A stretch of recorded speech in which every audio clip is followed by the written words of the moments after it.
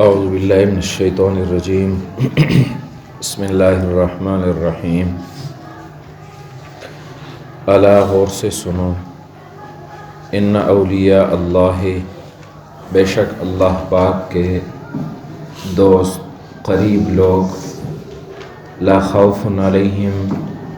نہ خوف ہوگا ان پر، ولا هم یحزنون، اور نہ غمگین ہوں گے، الذین آمنوا، وہ لوگ جو ایمان لائے، وکانوا یتقون، اور بچتے رہے، لہم البشریٰ، ان کے لیے خوشخبری ہے، فی الحیات الدنیا، دنیا کی زندگی میں، وفی الآخرۃ، اور آخرت میں، لا تبدیل لکلمات اللہ، کوئی بدلنا نہیں ہے اللہ پاک کے کلموں کے لیے، باتوں کے لیے، ذالک هو الفوز العظیم، یہی بڑی کامیابی ہے۔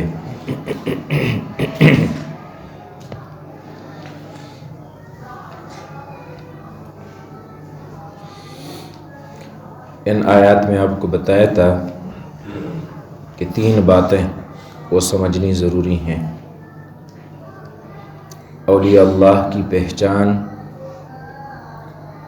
اور ان کے اوپر خوف اور غم کا نہ ہونا، اور ان کے لیے خوشخبری دنیا اور آخرت میں۔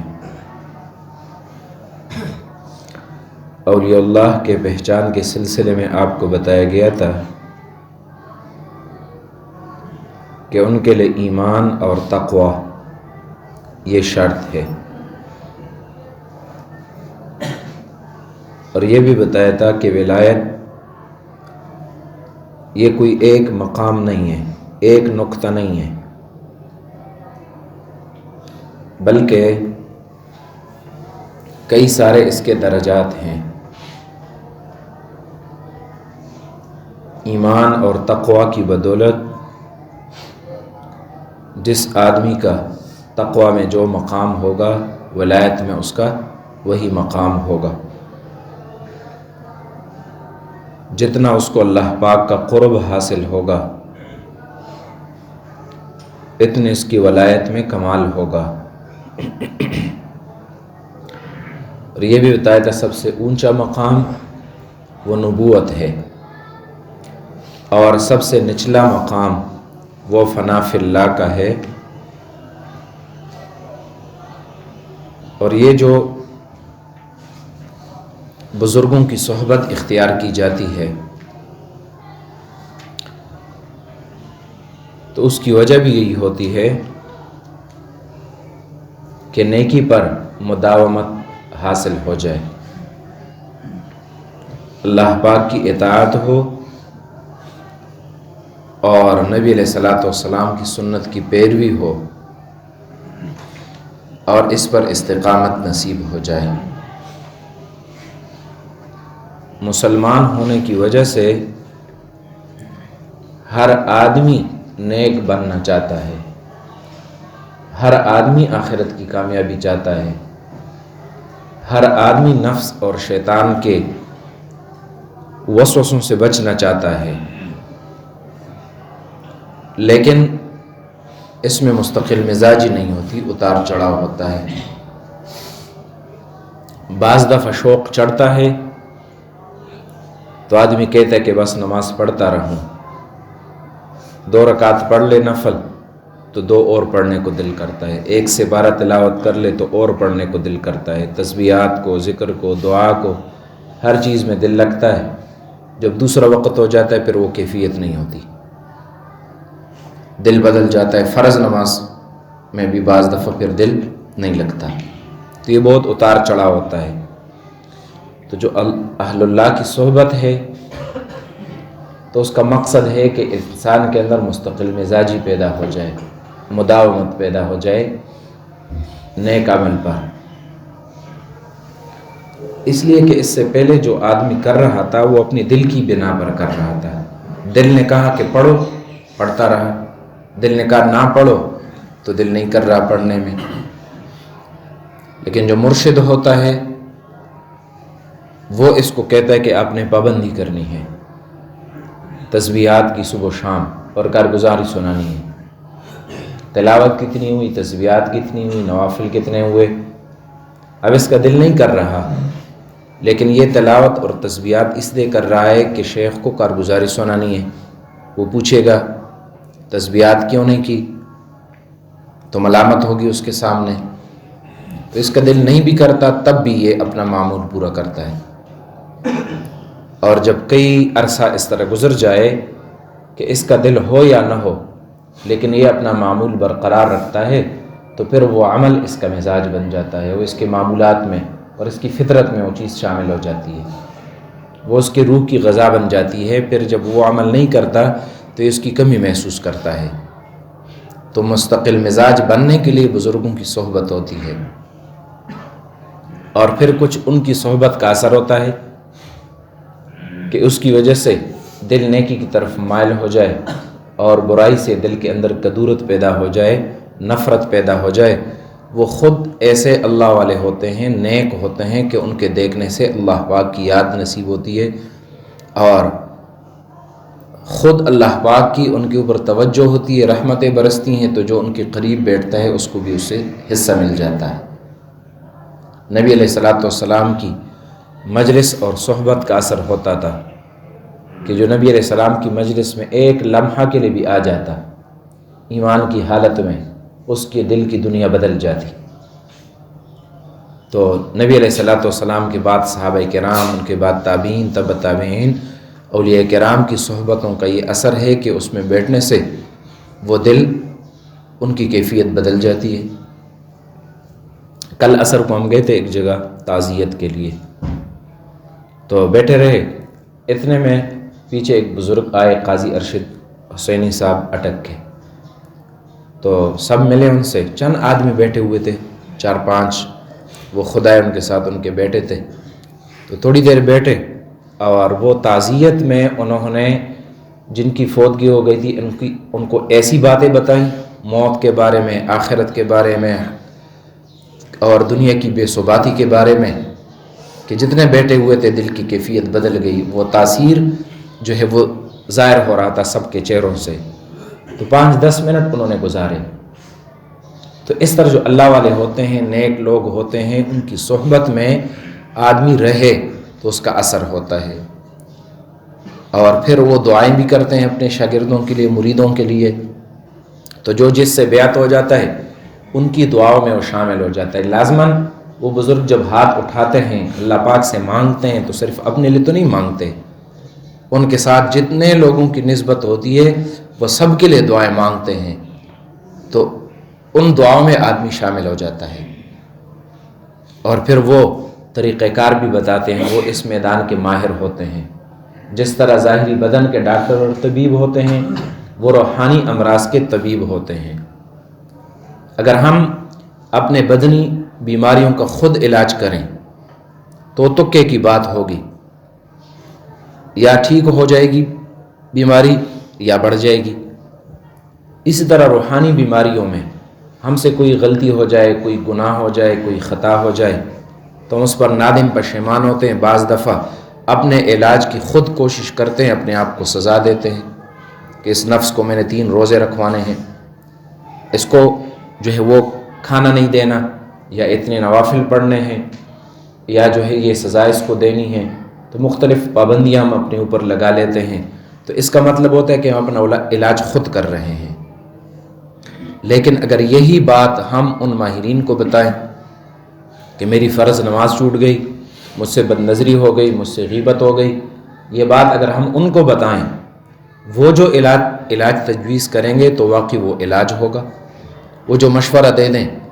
ان کا تجربہ ہوتا ہے، وہ اس راستے سے خود بھی گزرے ہوئے ہوتے ہیں،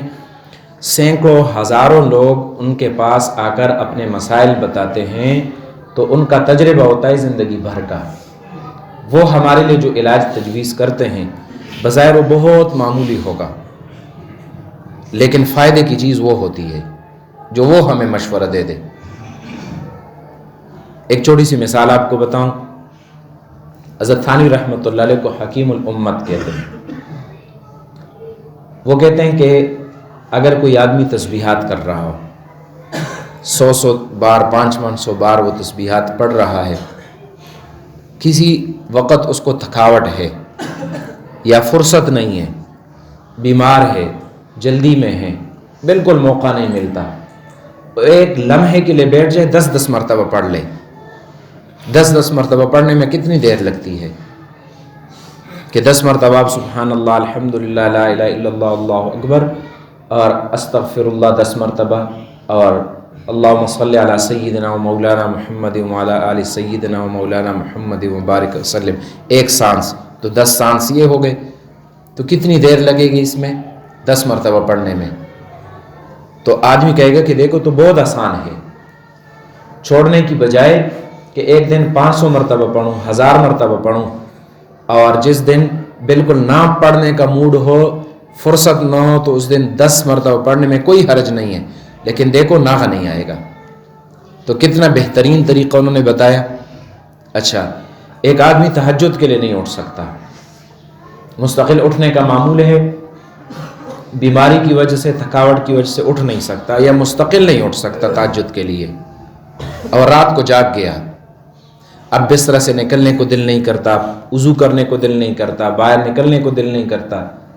تو وہ کیا کرے؟ بستر میں بیٹھ جائے یا لیٹے لیٹے تھوڑی دیر کے لیے اللہ کا ذکر کرے، دل میں دعا مانگے اللہ پاک سے، پھر سو جائے۔ تو کتنا آسان طریقہ بتایا۔ اب کوئی آدمی اس طرح معمول بنائے گا تو خود تھوڑی دیر ذکر کرنے کے بعد اس کا دل زندہ ہو جائے گا، خود اٹھے گا تہجد کے لیے۔ تو یہ جو بزرگ لوگ ہوتے ہیں وہ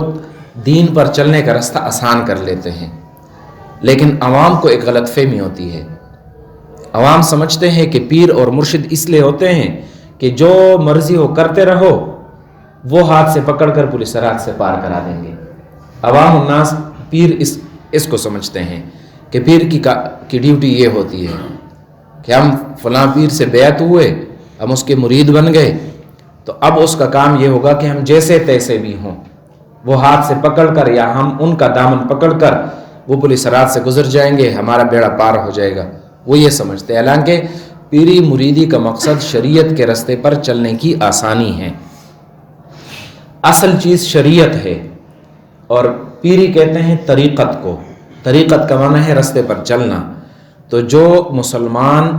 کلمہ پڑھنے کی وجہ سے اس کے ذمہ فرائض، واجبات، سنن، مستحبات اور شریعت کا ایک راستہ ہے، اس کے اوپر اس کے لیے چلنا ضروری ہے۔ وہ اکیلے چلے گا تو اس کے لیے مشکلات ہوں گی، وہ کسی رہبر کی رہنمائی میں چلے گا تو بھٹکے گا نہیں، راستہ نہیں بھولے گا، آسانی کے ساتھ زندگی کے اس راستے سے وہ گزر جائے گا۔ تو شیخ کی، مرشد کی، پیر اور بزرگ کی اس کے ساتھ بیعت کرنے کا فائدہ یہ ہوتا ہے کہ اس راستے کو ہمارے لیے وہ آسان بنا دے، اس کی صحبت کی وجہ سے، مجلس کی وجہ سے، اس کی دعاؤں کی وجہ سے، اس کے مشوروں کی وجہ سے، اس کی رہنمائی کی وجہ سے۔ اس کے بعد یہ امید رکھی جائے کہ وہ اللہ کا ولی ہے، دوست ہے، اس کی شفاعت سے ہمارا آخرت کا بیڑا بھی پار ہو جائے گا، وہ بھی ساتھ ہوگا۔ لیکن یہ تو قطعاً نہیں کہ آدمی فرض روزے نہ رکھے، نماز نہ پڑھے، اور اس امید پر رہے کہ شیخ اور بزرگ وہ ہمارا بیڑا پار کر دے گا۔ اور پھر بعض عوام الناس کا یہ ذہن ہوتا ہے کہ ہمارا جو شیخ اور بزرگ ہوتا ہے وہ ہمیں دیکھتا ہے، ہم جدھر بھی ہوتے ہیں وہ ہمیں دیکھتا ہے، تو اس لیے گناہ سے بچو کہ شیخ دیکھ رہا ہے، غائبانہ طور پر دیکھ رہا ہے۔ اس مقصد کے لیے بھی نہیں ہوتا شیخ کو خود اپنے حال کا نہیں پتہ ہوتا کہ اس کے ساتھ آئندہ کیا ہونے والا ہے۔ وہ بھی اللہ کا ایک بندہ ہوتا ہے، نیک بندہ ہوتا ہے اللہ کا، لیکن عالم الغیب نہیں ہوتا، مختار کل نہیں ہوتا۔ کرامت اس کے پاس ہوتی ہیں، اگر اللہ پاک دکھانا چاہے تو دکھا دیتے ہیں، لیکن یہ ان کی ذمہ داری نہیں ہے کہ آپ کی نگرانی رکھے۔ نگرانی رکھنا یہ اللہ پاک کا کام ہے،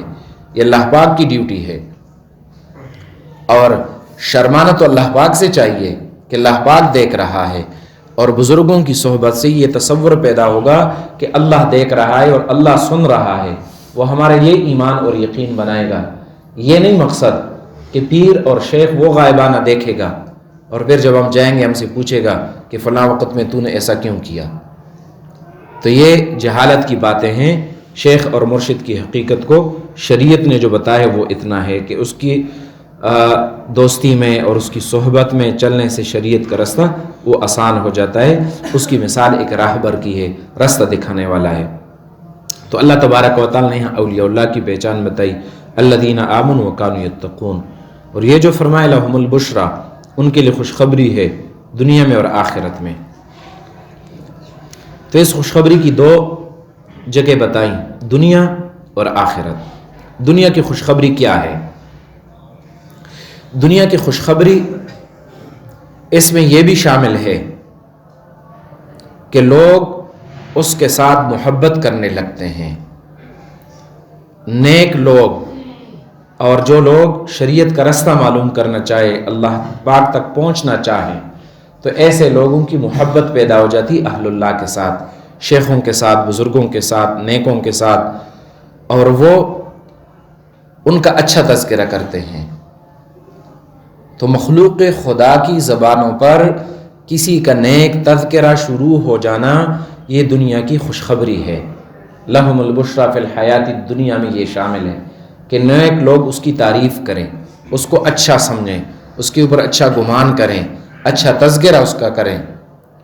اور دوسری چیز وہ ہے کہ اللہ تبارک و تعالیٰ اس کو اچھے خواب دکھاتے ہیں، اچھے خوابوں کے ساتھ اس کی رہنمائی ہوتی ہے، اور وہ خواب دیکھتا ہے جس میں ہر اشارہ اس کو ایسا ملتا ہے کہ اللہ پاک اس سے راضی ہے، نبی علیہ السلام کا دیدار نصیب ہوتا ہے، اور وہ زندگی میں اس کے سامنے جو مشکلات آتی ہیں، جو مسائل آتے ہیں، ان مسائل میں اللہ پاک نیک خوابوں کے ذریعے سے اس کی رہنمائی فرماتے ہیں، اور اس کو نبوت کا 46واں حصہ وہ قرار دیا گیا ہے۔ اور وہی تو منسوخ ہے، وہی تو موقوف ہے، نبی علیہ الصلوۃ والسلام کے بعد وہی نہیں آئے گی۔ تو ایک ذریعہ پیچھے رہ گیا اللہ پاک کی طرف سے رہنمائی کا، کہ وہ مبشرات ہیں، اچھے خواب اللہ تبارک و تعالی وہ دکھاتے ہیں اولیاء اللہ کو۔ تو وہ ایسے خواب خود دیکھتے ہیں یا ان کے بارے میں کوئی اور آدمی خواب دیکھتا ہے اور وہ اس کو جا کر بتاتا ہے کہ میں نے آپ کو خواب میں ایسے دیکھا، تو اس کے ساتھ اس کو کوئی مسئلہ حل ہو جاتا ہے، کوئی رہنمائی اس کو مل جاتی ہے۔ اور اگر کہیں اس سے کوئی خطا ہوتی ہے، نامناسب بات ہوتی ہے، تو وہ بھی اللہ پاک خواب کے ذریعے سے اس کو بتا دیتے ہیں، وہ اپنا قبلہ درست کر لیتے ہیں، راستہ سیدھا کر لیتے ہیں۔ تو یہ خوشخبری ہے کہ دنیا کی صورت ہے۔ وہ فی الآخرہ، اور آخرت کی منزل شروع ہوتی ہے موت کے وقت سے۔ پہلا مرحلہ اس کا موت ہے، پھر برزخ یعنی قبر ہے، اور پھر آخرت ہے۔ تو جس وقت ایسے آدمی کو موت آتی ہے تو فرشتے اس کے پاس آتے ہیں، ان الذین قالوا ربنا اللہ ثم استقاموا تتنزل علیہم الملائکہ، فرشتے اس کے پاس آتے ہیں، سینکڑوں کی تعداد میں فرشتے ہوتے ہیں، اور وہ خوشخبریاں لے کر آتے ہیں اس کے پاس۔ موت کے وقت اس کے قریب آ جاتے ہیں، ایک اس کو کہتا ہے کہ آپ کے لیے جنت میں یہ چیز ہے، دوسرا کہتا ہے آپ کے لیے جنت میں حوریں ہیں، کوئی کہتا ہے تیرے لیے جنت میں محلات ہیں، کوئی کہتا ہے اللہ جل جلالہ تیری دیدار کا مشتاق ہے۔ تو اس کی روح اس کے بدن کے اندر بے چین ہو جاتی ہے، جس طرح کوئی پرندہ ہوتا ہے پنجرے کے اندر اور وہ جلدی جلدی گھومتا ہے اور اس پنجرے سے باہر نکلنے کا راستہ ڈھونڈتا ہے، تو اس کی روح ایسے بے چین ہو جاتی ہے بدن کے اندر۔ تو فرشتے پھر کیا کرتے ہیں، صرف اس کے بدن سے روح نکلنے کی کھڑکی کھول دیتے ہیں، وہ روح خود تیزی سے اس بدن سے نکلتی ہے، جس کو فرمایا والناشطات نشطا، کہ روح خود بخود جس طرح گرہ کھل جاتی ہے، تو اس طرح وہ روح اس کے بدن سے آسانی کے ساتھ نکلتی ہے، اور اس کو موت کے وقت ظاہر میں لوگ اس پر تکلیف محسوس کرتے ہیں کہ اس کو پسینے آئے ہوئے ہیں اور جو ہے اس کی جان کنی ہے، سختی بظاہر، لیکن در حقیقت اس کو کوئی تکلیف نہیں ہوتی، وہ راحت اور خوشی محسوس کرتا ہے، اور ان خوشخبریوں میں اس کی روح لے جاتے ہیں اللہ پاک کے پاس، آسمان کے دروازے اس کے لیے کھلتے ہیں، اللہ کے عرش کے سامنے روح سجدہ کرتی ہے، پھر اس کو قبر میں لایا جاتا ہے، اس کا حساب کتاب آسانی کے ساتھ لیا جاتا ہے، اور اس کو کہا جاتا ہے نم کا نومت العروس، جس طرح جو ہے ایک دلہن کو گھر والے اٹھاتے نہیں ہیں اور اس کو عزت احترام کے ساتھ آرام کرنے دیتے ہیں، تو اس طرح اس کو قیامت تک کے لیے آرام کرنے دیا جاتا ہے، جنت کی کھڑکیاں کھول دی جاتی ہیں، بسترا لایا جاتا ہے، اور پھر جب محشر کا میدان ہوگا تو سارے لوگ نفسا نفسی کے عالم میں سختی میں ہوتے ہیں، اور یہ اللہ پاک کے عرش کے سائے میں ہوتا ہے۔ تو یہ ساری خوشخبریاں اور دنیا کی اور آخرت کی ان لوگوں کے لیے ہے جو اولیاء اللہ ہیں، اور اس کے لیے شرط کیا ہے؟ بس دو، ایمان اور تقوی۔ اس کو لا تبدیل لکلمات اللہ، اللہ کے کلمے کے لیے بدلنا نہیں۔ اولیاء اللہ کو اس بات پر یقین ہوتا ہے کہ اللہ کا وعدہ سچا ہے، اس اللہ پاک کے وعدے اور امید کی وجہ سے ان کی دنیا کی زندگی بھی بشرا ہے اور خوشخبری کے ساتھ ان کی